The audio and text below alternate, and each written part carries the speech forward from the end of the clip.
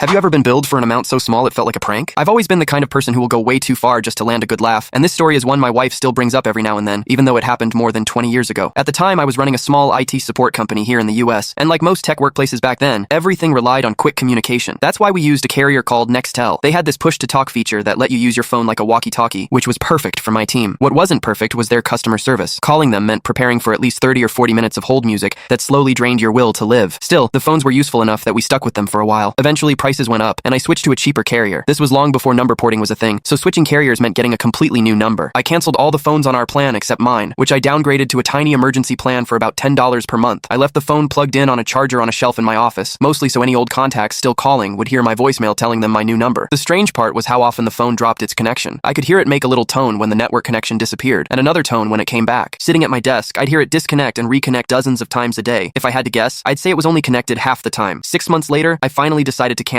it. I braced myself for the dreaded call, sat through the usual long hold, and explained everything to the representative. The constant signal issues, the new service, and my desire to close the account. They checked their records, saw all the connection failures, and shut everything down without a problem. I wasn't under contract, so it was simple. A week later, I got my final bill, somewhere around $10. I paid it immediately and assumed that was the end. A few weeks after that, another envelope from Nextel arrived. Inside was a bill for 4 cents. I actually laughed. I figured it was a rounding mistake or some automatic fee that someone would eventually notice and cancel. I tossed it aside and moved on. The next month, another envelope. 4 cents again, then another, and another. Month after month, they kept mailing me a printed letter demanding 4 cents. I checked the postage mark each time, amazed they were spending more on the stamp than the bill. I wasn't about to write a check for 4 cents, and I wasn't about to spend 50 cents on a stamp to mail it back. But the situation kept getting more and more absurd, until finally, after 6 months of these tiny bills showing up like clockwork, I decided I'd had enough. I told my wife that my plan was simple. Call them, sit through the usual hold marathon, and then finally pay the 4 cents with a credit card, knowing the credit card processing fee would cost them more than the payment itself. I thought I was being very clever. She just smiled and said, "Why don't you ask them if you can split the 4 cents into 2 payments?" I paused. It was such a ridiculous idea that I instantly burst out laughing. I thought I was good at petty humor, but she took it to another level entirely. So I called Nextel. I waited on hold for about 45 minutes before finally reaching a representative. She sounded like one of those airport counter workers who type non-stop while they pretend to look up your reservation. I could hear her keyboard clicking constantly as I explained the situation. I told her I'd canceled my service months ago, but kept receiving a monthly bill for the same 4-cent balance. She clicked away, looking up my account, and I said very calmly, "I'd like to set up a payment plan for the outstanding balance. I want to pay half now on my credit card and pay the remaining half next month." Suddenly, the typing stopped. "Sir," she said slowly, "are you aware of the balance?" "Yes," I replied. "It's 4 cents. "I know," I said. "You've spent months mailing me bills, so I figured you really wanted it." There was a long pause, then the typing resumed at double speed. She told me she was writing off the entire balance immediately. I even tried to insist, jokingly, on giving her my credit card for the first 2-cent payment, but she shut it down quickly and assured me I wouldn't receive another bill. And just like that, the 4-cent saga ended. Every time my wife and I retell the story, she reminds me that I only provided the setup. She delivered the punchline. And honestly, she's right.